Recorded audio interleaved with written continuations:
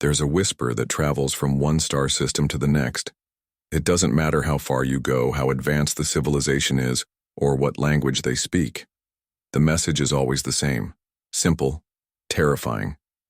Do not provoke the humans. It wasn't always this way. There was a time when Earth was just a blue speck in a quiet corner of the galaxy. Forgotten, ignored. A primitive planet filled with warlike tribes and short lifespans. The great galactic powers barely noticed them, and when they did, they chuckled. Compared to the sprawling empires of the stars, humans were children with sticks. But time has a way of changing things. And humans have a way of adapting. You might be wondering what happened. What did humanity do to make the galaxy, full of ancient races, mighty fleets, and weapons beyond imagining, fear them? It wasn't just one thing. It wasn't a single war or a weapon or even a leader. It was something deeper, something the other species had forgotten over their long, peaceful histories. Something that had been beaten out of them by the comfort of progress. The galaxy feared humans because of how we think, how we fight, how we refuse to die quietly. This story isn't about Earth conquering the stars. It's not about armies marching across alien worlds. It's about the moment the galaxy realized it had made a terrible mistake. They thought humans were weak, and they couldn't have been more wrong. Let me take you back. Before the fear, before the legends, before the warnings, were etched into every ambassador's mind. Back when humanity was still small, still scattered, when the stars were just lights in the sky, and no one knew what waited beyond them. This is the story of how a forgotten species from a quiet world became the most unpredictable, most dangerous force the galaxy had ever seen. And why, even now, centuries later, when an alien child asks about Earth, their parents go quiet and whisper the same warning every species has come to learn. Leave the humans alone. Before the galaxy feared us, it barely noticed us at all. There were records, of course there were. Earth's atmosphere was scanned. Our electromagnetic signals were catalogued. Our biology, our language, even our early attempts at space travel were all filed away in some dusty archive on a minor data moon somewhere in the Telvathi sector. To the galactic community, humanity was just another pre-FTL civilization, one of millions. We weren't a threat.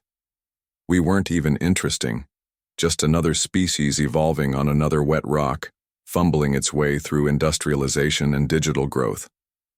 The Council of Civilized Worlds, which governed most of the known galaxy at the time, had strict rules about interference with developing species. Earth fell neatly into the observe, do not engage category. It was a box checked on a chart, a routine assignment for low-level xenoanthropologists and bored AI scouts. They saw our wars, of course, our endless conflicts. 2 world wars in the span of a single century. Regional violence, religious strife, nuclear tension. They watched us test our first atomic weapons and didn't even blink. Primitive, they thought. Predictable. Loud, emotional creatures destroying each other over imaginary lines and outdated beliefs. They saw our potential for violence, but they misunderstood it. You see, the galactic powers had long since abandoned war as a tool. Conflict was inefficient, costly, even barbaric. Disputes were settled through legal maneuvering, economic pressure, or the occasional sanctioned duel between champions. To them, war was a relic of a darker age, like flint and fire was to us. So when they looked at humanity, they saw a species still lost in its past, still obsessed with blood and honor, still clinging to ideas of sacrifice and bravery. They didn't see that as dangerous. They saw it as quaint. There were a few exceptions. A handful of scholars raised concerns.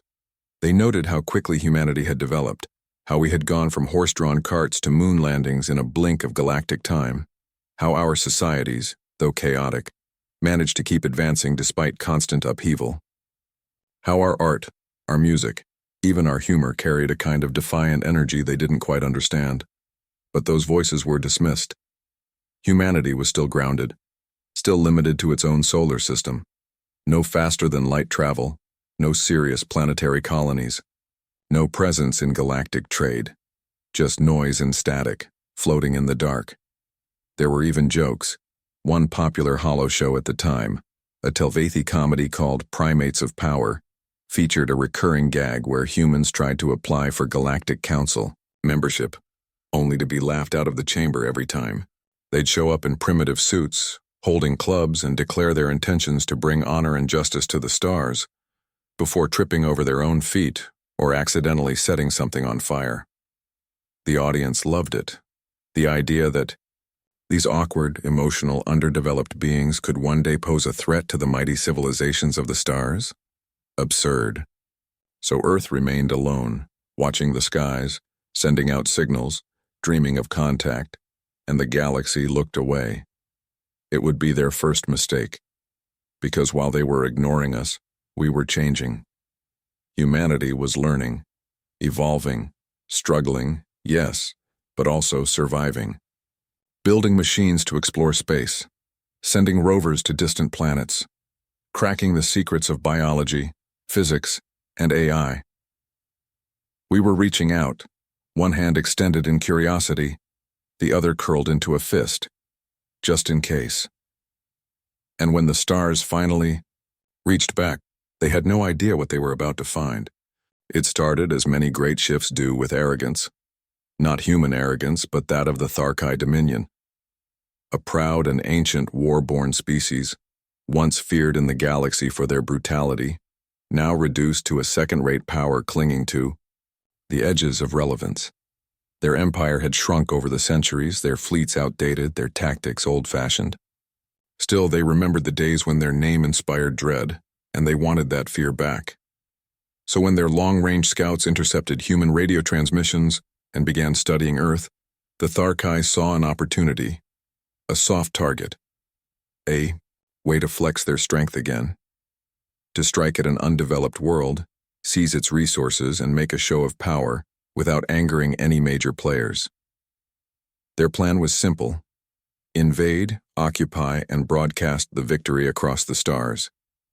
They never expected resistance. Why would they? To them, humans were barely out of the cradle. They launched their assault from a hidden base on a dead moon in the Kuiper Belt. A single cruiser, a relic of an older war, slipped past the outer edge of the solar system. It wasn't stealthy, just old and forgotten enough to go unnoticed by any of Earth's sensors. Their chosen target was a remote research colony on Mars. It had only a few hundred people, scientists, engineers, support staff. No military presence, no weapons. The Tharkai expected to land, overwhelm, and claim the base in less than an hour. Instead, they met the first taste of something they hadn't seen in generations. Human defiance. The colony had no weapons. That part was true, but it had something better. People who refused to die quietly. When the Tharkai landed, they expected surrender. What they got were engineers turning mining tools into traps, biologists using chemicals to create improvised weapons, programmers hacking into the Tharkai's own systems, rerouting their communications, and blinding their sensors. The humans didn't win. Not exactly. But they didn't lose either. They made the invasion cost more than it should have. Far more. The Tharkai suffered heavy casualties. Their cruiser was damaged. And when they finally secured the colony, they found it empty. The humans had vanished into the caves, leaving behind a maze of sabotage and booby traps. It should have ended there. A minor footnote in a report, a failed occupation on a meaningless rock. But it didn't, because of what came next. A distress signal had been sent. One of Earth's deep space listening stations caught it. And when the message was decoded and confirmed, Earth responded not with panic, but with purpose. The Tharkai hadn't counted on how fast humans could move. Within days, Earth's governments, divided though they were, formed a joint task force. Civilian vessels were retrofitted with armor. Military satellites were reprogrammed. The orbital station around Earth was turned into a command hub. And then came the Dauntless. The Dauntless was Earth's first deep space warship, still experimental, barely finished. But when the call came, it launched. On board was a skeleton crew, volunteers from every nation, every walk of life. They weren't the best trained, they weren't the best equipped, but they went anyway. They reached Mars 6 days after the attack. The Tharkai laughed when they saw it on their scopes. One ship, crude, loud, obvious. They powered their weapons, prepared to destroy it in orbit and move on. And then the Dauntless opened fire, not with lasers or plasma cannons, not with anything the Tharkai had seen before. It used mass drivers, giant coils that hurled solid metal slugs at unimaginable speeds. No glow, no warning, just impact. One of the slugs punched through the Tharkai cruiser's primary power, core. The explosion could be seen from Mars' surface. The Tharkai survivors scattered. Those on the ground tried to hold the colony, but they were hunted by humans who had survived underground, by drones dropped from orbit, by teams that moved in silence and struck with precision. They weren't soldiers. They weren't trained, but they fought like it mattered. Because to them it did. The last Tharkai commander activated a distress beacon of his own, calling for reinforcements, crying out to the galaxy that they'd been attacked by primitives, and for the first time, the galaxy paid attention. The council convened. Reports were reviewed. The data from the destroyed Tharkai ship was analyzed. And there it was, for all to see. Humanity's retaliation. Their speed, their ingenuity, the fact that they had a warship already in development before ever making contact, the fact that they had won. It was supposed to be a lesson in domination. Instead, it became a warning. Because in that moment, the galaxy realized something unsettling. The humans didn't wait. They didn't hesitate. They didn't stop to ask permission. They were attacked and they responded with everything they had. And when that wasn't enough, they made more. This was not how most species entered the galactic stage. After Mars, the galaxy could no longer afford to look away. What they had dismissed as a primitive pre-FTL species had just defeated a spacefaring empire's military force using improvised tools, a barely tested ship, and sheer willpower. It wasn't just victory, it was impossible. At least by the standards of the older races who had long forgotten the chaos and energy that came with desperation. The Tharkai Dominion collapsed shortly after the failed invasion, not because of Earth, but because of what the defeat represented. Their people lost faith, their rivals pounced, systems seceded, empires crumble faster when their fear is exposed as empty, and Earth had done just that, with one ship, one colony, and one impossible fight. That should have been the end. A strange footnote in the galactic archives. A one-time event. But humanity doesn't work like that. In the aftermath, Earth didn't celebrate. It mobilized governments, militaries, corporations, and even private citizens realized the truth. They weren't alone, and the galaxy wasn't safe. The response wasn't fear, it was focus. Within a year, Earth had launched 3 more ships based on the Dauntless prototype. Each one better, faster, more refined. The Resolute, the Hammerfall, and the Crescent Wake. The orbital shipyards over the moon expanded. Mars became a fortress, and dozens of nations poured their brightest minds into Project Reach, a collaborative program to master faster-than-light travel. The breakthrough came not from a superpower but from a tiny, underfunded research group based in the Canadian Rockies. A physicist, a mathematician, and a hacker, none of whom held official government clearance, managed to stabilize a micro-wormhole using nothing more than salvage tech and a converted fusion battery. Their equations reshaped the foundation of the galactic physics. The wormhole engine wasn't just faster, it was cheaper, simpler, scalable, and most terrifying of all, it was human. When the first human ship appeared outside the Talari homeworld, 400 light-years from Earth, every sensor station in that sector went silent for over 2 minutes, not because they were destroyed, but because the systems froze. Their programming hadn't been updated to detect a ship arriving from outside known space without warning. It simply didn't make sense. The humans called the ship Hope's Edge. It was unarmed, painted white. It broadcast peaceful greetings in over 70 languages. But the message behind it was loud and clear. Earth had arrived. Not slowly, not diplomatically, but all at once. Other species began to take notice. Treaties were proposed. Embassies were built. Trade agreements were considered. The council sent delegates. And to their surprise, Earth accepted, openly, even warmly. The humans weren't seeking conquest. They wanted connection. But under the surface, something was shifting. The galactic powers had grown comfortable over millennia. Systems moved slowly. Protocols were sacred. Progress crawled. Humanity didn't care about protocol. Where others debated, humans acted.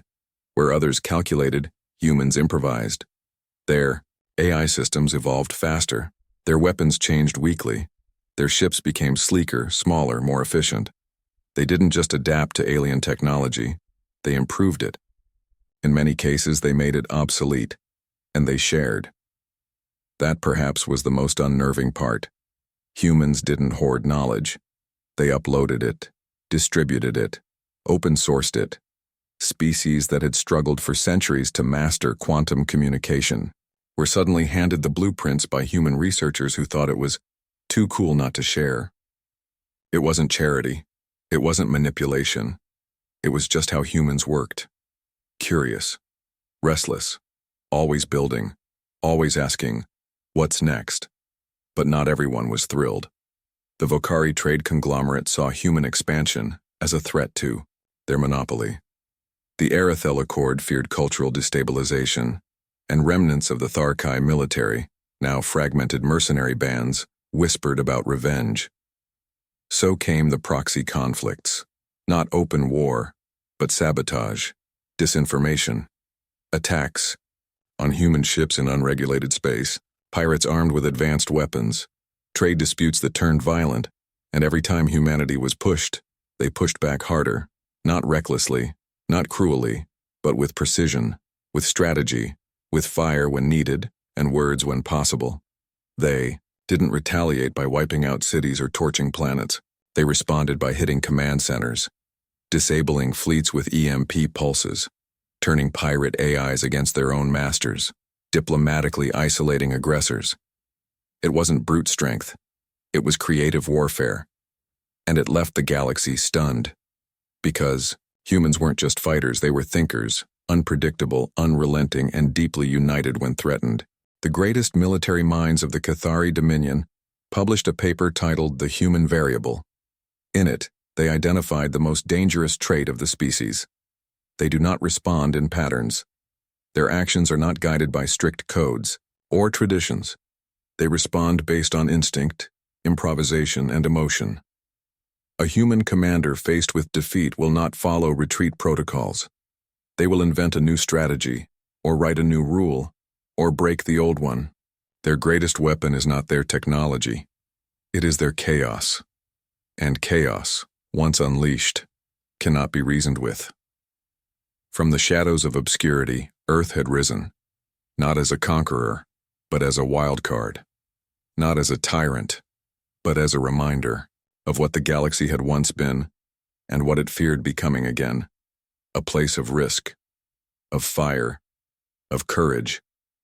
Humanity was no longer a question mark on a forgotten map. They were a force, and the galaxy was starting to feel it. Not every story makes it into official records. Sometimes it's the quiet ones, the whispered tales passed in shadowed ports, told in broken dialects around campfires on forgotten moons, that carry the deepest truths. Out in the outer rim, far from the glittering halls of the Galactic Council and the Order of the Core Systems, stories about humans began to spread like wildfire, not the kind written in policy briefings or shared in data packets. These were legends. Every traveler had a different version. Every retelling changed something, but the core was always the same. The humans were different. Some said they couldn't feel fear. Others said they thrived on it. A few claimed humans could survive wounds that would kill any other species. And then there were those who believed Earth had made a pact with some ancient force, trading comfort for cunning, mercy for madness. None of it was true, of course, but none of it was entirely false either. Take the story of Sergeant Marn, a name that still makes its rounds in outer space stations with no central government. The setting, a remote colony on the edge of Vyrix space overrun by raiders who had once served the Tharkai. The colony requested aid. None came. The council labeled it economically non-viable. But one human mercenary ship, the Driftfire, intercepted the call. Sergeant Marn led a team of five, against nearly 200 armed pirates. The reports cobbled together from surviving security logs and orbital scans are still disputed. But here's what everyone agrees on. Marn and his team infiltrated the base under the cover of a dust storm. They didn't attack head-on. They sabotaged, disabled life support in certain zones, crippled communications, jammed weapons. Then they moved, room by room, hall by hall. It took 16 hours. When reinforcements finally arrived, 3 full cycles later, they found the entire pirate force unconscious, restrained, or dead. No civilian casualties, not one. Marn and his team were sitting on top of the command deck eating rehydrated rations. When asked how they did it, Marn supposedly smiled and said, "We got creative." Another tale tells of Ambassador Ellis, sent to mediate a fragile ceasefire between 2 rival systems, the Zerani and the Thovel, whose hatred ran so deep that even shared space lanes were mined out of spite. 2 centuries of failed talks, sabotage, and assassinations had left that part of the galaxy permanently destabilized. Ellis arrived alone. No guards, no fleet, just an old human diplomatic shuttle and a translator drone. Everyone expected disaster, but after 3 weeks, something happened. The Zerani ambassador and the Thovel high speaker walked into the same room, unarmed, without translators. The meeting lasted 2 hours. By the end of it, they had signed a truce. No one knows what Ellis said. The audio feed cut out, but later, reports suggested she didn't follow standard council protocol. She told stories, shared poems, sang a song in an Earth dialect neither race recognized but somehow understood. She appealed to something beyond politics, something emotional, and it worked. The humans, it seemed, could fight like monsters and speak like poets. That made them unpredictable, dangerous, alive in a way the rest of the galaxy had forgotten how to be. Then there was the scientist, Dr. Ryle, based on the colony of Argan's Reach, where a gravitational rift had rendered nearby travel deadly. The colony was doomed. No escape. No rescue. Ryle, a human engineer barely out of her doctoral program, refused to accept that. She studied the rift for 3 days straight, slept for 4 hours, then built a series of gravitational anchor beacons from spare parts and a broken ore processor. No one believed it would work. The colony had already begun writing its final transmissions. And yet, the rift stabilized. Not only were the colonists saved, but Ryle's designs went on to redefine gravitational stabilization science. She didn't patent it, didn't keep it for Earth. She uploaded it to the galactic public datasphere. When asked why, she simply said, "Because someone might need it more than me." These stories piled up, and with each one, the legend of humanity grew. They weren't the most powerful, not the most advanced, but they were impossible to predict. Some alien species began studying human behavior the way ancient naturalists once studied predators, trying to understand what made them tick. Others tried to mimic them, not with much success. A few feared them outright. In some cultures, human became a word meaning risk or defiance or, strangely, hope. On the mining moons of the Varan Belt, there's an old saying now, "When the storm comes, be like the human. Face it, laugh, and start building a shelter before the lightning even hits." Humanity had become more than a new species in the stars. It had become a symbol, not of dominance, but of refusal. A refusal to surrender, a refusal to accept limits. There's a saying now, whispered in hushed tones across council halls and command rooms. You can negotiate with a human, but you cannot corner one. Because when cornered, humanity doesn't just resist. It transforms. It wasn't one event that led to the Great War. It was pressure, constant building pressure, An undercurrent of resentment from older empires watching humans rise faster than any species before them. From trade networks disrupted by Earth's efficiency. From cultures quietly unsettled by human expression, boldness, and refusal to follow the old rules. Tensions simmered, treaties cracked. Then one day the dam broke. It began with the Solari incident, a peaceful convoy of human freighters, 3 ships carrying medicine and food, was attacked near the Solari expanse. The attackers wore no flags, no warnings. They disabled comms and targeted life support systems first. A clean, quiet slaughter. 2 ships were lost. The third, limping and burning, managed to send a fragment of a distress signal. In that data burst between static and screams, one thing became clear. They weren't pirates. They were soldiers, and they were flying Council-grade equipment. To Earth, it wasn't just murder, it was betrayal.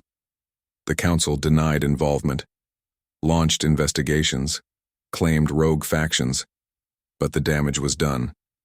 Humanity had been patient, had followed protocols, had played the game. Now, they prepared for something else entirely. Within weeks, Earth withdrew from 2 major trade accords. Their diplomatic envoys were recalled. Frontier systems stopped, broadcasting on shared frequencies. Then came the blackout. 4 entire sectors went dark overnight. No outgoing transmissions. No explanation, and just like that, humanity disappeared behind a curtain. The Council didn't know if they were preparing for peace or war. They didn't wait long for the answer. 6 months later, the orbital siege of Varnus began. A combined fleet from 5 Council-aligned powers approached the human border world of Varnus Prime. The intent was intimidation, a show of force. The message, fall in line. What they received instead was silence, until they reached orbit. In less than 10 minutes, the entire fleet lost power. Every system shut down, every weapon offline, communications jammed. Their own AI turned against them, rerouted by viruses seeded months earlier, and then the humans arrived. They didn't fire a single shot. They simply hailed the fleet. One message, one sentence. We told you not to corner us. The fleet was allowed to leave. No damage. No deaths. But the message rang out across the stars louder than any weapon could have. And still, they pushed. The Council believed it was a bluff. That humanity, for all its tricks and stories, wouldn't dare start a full-scale war. Not against the galaxy. They were wrong. The first shots were fired in the Helix Rift, a disputed sector rich in antimatter streams. The Council authorized a containment action to seize control of the sector. They found it empty, not a single human vessel, not a single station, until the stars blinked. That's how the survivors described it. One moment, space was empty. The next, there were ships, human ships, hundreds, and not the older, clunky models of Earth's early years. These were sleek, fast, alive in ways alien vessels had never seen. Some moved like birds through the vacuum, others shimmered with hulls that seemed to bend light itself, and they moved as one. The Battle of the Helix Rift lasted 12 hours. When it ended, every Council vessel was either captured, disabled, or destroyed. Human casualties' minimal Council response fractured. Some demanded retaliation, others urged retreat. A few, finally, called for peace. But it was too late. The war had begun. What followed was not conquest. Humanity didn't sweep across the galaxy in fleets of fire. They didn't burn cities or glass planets. They did something far worse. They made it impossible to fight them. Every plan the Council made countered. Every ambush anticipated. Every secret weapon neutralized. Because humans weren't fighting with numbers or brute strength, they fought with chaos. One strike team disabled an entire fleet's FTL network by rerouting maintenance drones through a satellite dish. A single human hacker collapsed a galactic currency market by exposing trade secrets in real time. Biological team engineered a pollen-based signal inhibitor that disrupted communication between hive mind species. Human pilots flew into unstable wormholes just to flank enemy vessels from angles no simulation could predict. They didn't just win battles. They changed the battlefield, and the galaxy had no answer for it. Worse still, humanity never claimed the territory it won. They didn't install governments. They didn't raise flags. They fought, then vanished. Ghosts in the dark. Proof that the war was never about land or power. It was about sending a message. We will not be controlled. We will not be defined by your fears. We are not you. Eventually, the war burned itself out, not because one side surrendered, but because no one could sustain it. The council fractured. Alliances broke. Old enemies turned inward. Humanity, for its part, returned to its systems, silently, without fanfare. And the galaxy, for the first time in living memory, paused, because they realized something terrifying. Humanity had fought the entire galaxy to a standstill, not to conquer, not to rule, but because it was necessary. And that kind of war, the kind born not from ambition, but from principle, is the kind the galaxy fears most, because it never ends with victory. It ends with understanding. And once you understand humans, you understand why you should never push them that far again. When the dust finally settled, there was no treaty, no surrender, no parades, no galactic address, just silence. The fighting stopped, not because the sides came to an agreement, but because the galaxy no longer had the will to keep going.